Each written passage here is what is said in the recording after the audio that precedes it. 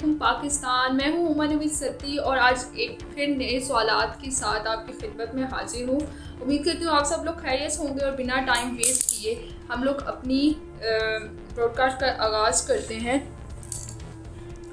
पहला तो मेरा क्वेश्चन मतलब ये है, जो कल ISPR की तरफ से जो कॉन्फ्रेंस हुआ है उसके बीच में बहुत सारे लोगों ने बहुत सारे क्वेश्चंस उठाए हैं, बहुत सारा कुछ किया है और बहुत कुछ सवालात उठे हैं और होने भी चाहिए, क्योंकि बहुत सारी बातें ऐसी हैं जिन्हें छुपाया गया है और बहुत सारे सवालात किए ही नहीं गए। क्यों नहीं किए गए? मुझे तो पहले वहाँ पे एक बात समझ नहीं आ रही थी कि वहाँ बैठे हुए जर्नलिस्ट ने उनसे ऐसे क्वेश्चंस क्यों नहीं किए। वहाँ पे कोई ऐसा क्वेश्चन नहीं किया गया कि अरशद शीफ साहब के ऊपर जो 16 केसेस हुए हैं वो किसने किए। अरशद शीफ साहब को जो धमकी अमेज कॉलें आती थी वो किसने की, क्यों आती थी। अरशद शीफ साहब ने जो वहाँ से बैठ के लेटर लिखा है उसमें इतने सारे सहाफ़ियों के नाम लिखे हैं, वो क्यों लिखे हैं। अरशद शीफ आज सोशल मीडिया पे आकर बोलते रहे हैं कि उनकी जान को ख़तरा है, उन्होंने ख़त लिखा, उस पर एक्शन क्यों नहीं लिया गया। बहुत सारे क्वेश्चन है। जो अरशद शीफ साहब ने बहुत सारे सहाफ़ियों का नाम लिखा है अपने उस लेटर में, तो उन सहाफ़ियों से क्यों नहीं पूछा जाता कि आप बाहर मुल्क अपनी जॉब छोड़कर क्यों बैठे हुए हैं। वो सोशल मीडिया पे आकर बार बार कह रहे हैं कि हमें धमकियाँ मिस कॉल आ रही हैं, बहुत सारी कॉल्स आ रही हैं, तो वहाँ से उनसे क्यों नहीं पूछा जाता।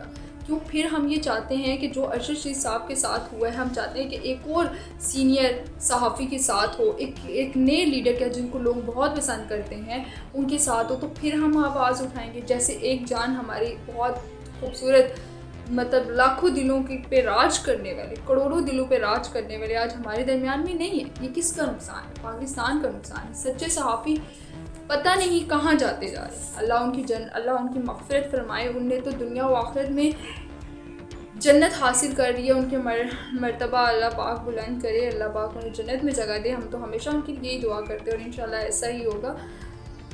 और दूसरी बात, यहाँ पे मैं कुछ सवालात मेरे जहन में थे और मैंने कल कॉन्फ्रेंस भी देखी और उसके दौरान भी मैंने देखा, मुझे वहाँ पे बैठे हुए किसी जर्नलिस्ट का सवाल कुछ भी अच्छा नहीं लगा। बहुत बड़े बड़े जर्नलिस्ट होंगे, मगर मुझे वहाँ पे उनके किसी भी सवाल का ज़रा भी समझ नहीं आई कि किसी भी काम का। वहाँ पे किसी भी सहाफ़ी ने ये नहीं कहा कि उनके 16 केसेस के बारे में साबिर शाकिर, और वहाँ पे ये भी कहा जा रहा है कि नहीं, उनको पाकिस्तान में कोई भी किसी किस्म की ख़तरा नहीं था। क्यों ख़तरा नहीं था? ख़तरा था। वहाँ पे ये जो इतने सारे सहाफ़ियों के साथ दिन रात जो गाड़ियों कितने अटैक्स होते हैं, वो कोई सहाफ़ी सच बोलता है उसके ऊपर अटैक्स होने स्टार्ट हो जाते हैं, वो भी तो पाकिस्तान। अगर उन पर हो सकता है तो अरशद शीफ साहब तो बोलते ही हमेशा सच थे, वो तो हटते ही नहीं थे इस बात। उनने, मुझे नहीं लगता कि अपनी सहाफ़त में कभी भी झूठ बोला होगा। वो एक बहुत सच्चे इंसान थे, दलेर इंसान थे, तो क्या उनको किसी किस्म का कोई भी ख़तरा नहीं हो सकता? आप कैसे सोच सकते हैं?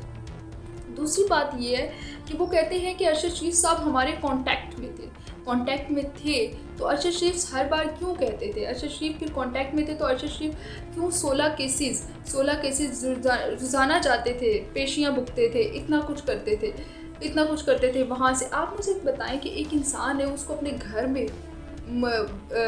में अगर वो उसके ऊपर ख़तरा है तो वो घर को चेंज ही करेगा ना, वो कहीं अपने जाके। ये तो बोलते हैं कि यहाँ पे मेरे सुनने में एक जगह मैंने ये भी सुना है कि वो कहते हैं कि आपने अगर जो इंसान उनके ऊपर अटैक कर सकता था वो उनको बाहर जाने ही क्यों देता, वो रोक भी तो सकता था। देखिए, यहाँ पे लोग 16 कत्ल करके बाहर चले जाते हैं, मुल्क को लूट कर बाहर चले जाते हैं, तो वो जा सकते हैं। तो अरशद शीफ साहब तो फिर भी सच्चे इंसान थे, दलेर इंसान थे। और इमरान खान साहब ने खुद कहा है कि मैंने अरशद शीफ साहब को बोला है कि आपकी जान को ख़तरा है, तो मैंने उनकी मदद की है बाहर जाने में। तो देखें, अगर जो इंसान इतनी आवाम इतना उसने किया, क्या वो एक इंसान को क्या बाहर मुल्क नहीं भिजवा सकता? तो यही बात है कि बहुत हुआ। और उनको देखकर फायर की कीनिया की न्यूज़ कह रही है कि लोग कह रहे हैं कि उनकी हुई है डेथ, उनको कत्ल किया गया, उनका मर्डर किया गया। तो फिर क्यों कहा जा रहा है कि उनको कोई भी ख़तरा नहीं था? ख़तरा था। उनने बहुत सारे अपने बयानात में बोला, उनने लेटर लिखा, क्यों नहीं उनके लेटर पे एक्शन क्यों नहीं लिया गया? अगर उस लेटर पे एक्शन लिया जाता तो आज अरशद शीफ हमारे दिलों में जैसे ज़िंदा है, हमारे साथ ज़िंदा होते, हमारे साथ होते। मगर यही बात है। अब देखें, अब मैं आपको एक छोटी सी एक बात बताती हूँ, अगर ये लोग चाहें तो क्या किसी कातिल को पकड़ नहीं सकते? सिर्फ इनकी हिम्मत नहीं होती। अब ये इनका ये है कि वो ARY के जो बड़े हेड हैं उनके ऊपर डालना चाहते हैं, सलमान इकबाल साहब उनके ऊपर डालना चाहते हैं, और एक इमरान खान का बार बार बोल रहे हैं कि जी उनने भेजा था और ये वो, उनको कैसे पता था। अब ये इनकी इतनी हिम्मत नहीं हो रही कि ये हुकूमत से सवाल करें कि यार 16 केसेस आप बोलते क्यों नहीं है, 16 केसेस क्यों डालें, किसने डाले, करें ना करें, पूछें क्यों नहीं डाले, क्यों उनकी ARY से जॉब क्यों छुड़वाई, किस बिना पर उनको ARY से हटाया गया, पूछ सकते हैं। दूसरी बात, अब अरशद शरीफ साहब तो नहीं बोल सकते, वो तो हमारे दरमियान में नहीं है, मगर वहीं पे बैठे हुए जो बाहर सहाफ़ी बैठे हुए बोल के ARY के कुछ सहाफ़ियों पे अटैक्स हो रहे हैं, अभी भी धमकी अमेज़ कॉल्स आ रही है कि आप उनसे ये नहीं पूछ सकते कि आप क्यों बाहर बैठे हुए हैं, आप क्यों हमेशा सोशल मीडिया पे ये बात आके कहते हैं कि हमें धमकी अमेज़ कॉल आती है। आप चलिए अरशद शरीफ साहब से तो हम नहीं कर सकते, आपको नहीं लगता कि हमें उनकी भी सेफ्टी, या फिर हम इस चीज़ का इंतज़ार करते हैं कि वही काम अरशद शरीफ साहब के साथ उन सहाफ़ियों के साथ भी हो जो अरशद शरीफ साहब के साथ हुआ है? यही तो बात है, यही तो कुछ सवालात हैं। आप क्यों नहीं पूछते जिन सहाफ़ियों के साथ, जिन सहाफ़ियों का पाकिस्तान में जिनके ऊपर अटैक्स हुए हैं और अटैक्स हो रहे हैं, जिनको धमकी अमेज़ कॉल्स आ रही है, यार वो लाइव आके बोल रहे हैं कि हमें इस तरह हो रहा है, तो क्यों नहीं? आप किधर हैं? आप कहते हैं ना कि आप सेफ्टी में, आपका पाकिस्तान पे हर जगह नज़र है, तो किधर नज़र है? सहाफ़ी का आप, वो भी हमारे में ही आते हैं, वो भी इंसान ही हैं, उनका भी उतना ही हक है जितना हमारा हक है सेफ्टी का। आपका हक आपका नहीं बनता कि हम जो साबिर शाकिर साहब बाहर बैठे हुए हैं, इतने सारे एंकर्स जो बाहर बैठे हुए हैं, ये वो बोल रहे हैं कि उनकी जान को ख़तरा है, वो इसलिए बाहर बैठे हुए हैं, वो लोग बार बार बोल रहे हैं, तो आपका ये नहीं होता कि आप उनसे एक दफ़ा पूछें कि जी आपको किससे जान का ख़तरा है, आप क्यों बाहर बैठे, ये केसेस आप पे क्यों बने हैं, किस लिए बने हैं, आप क्यों बने? क्या हम इस चीज़ का वेट कर रहे हैं कि उनके साथ भी ऐसा हो तो जी उसके बाद हम कहेंगे नहीं हमारी ख़बर में तो सब कुछ था? क्यों?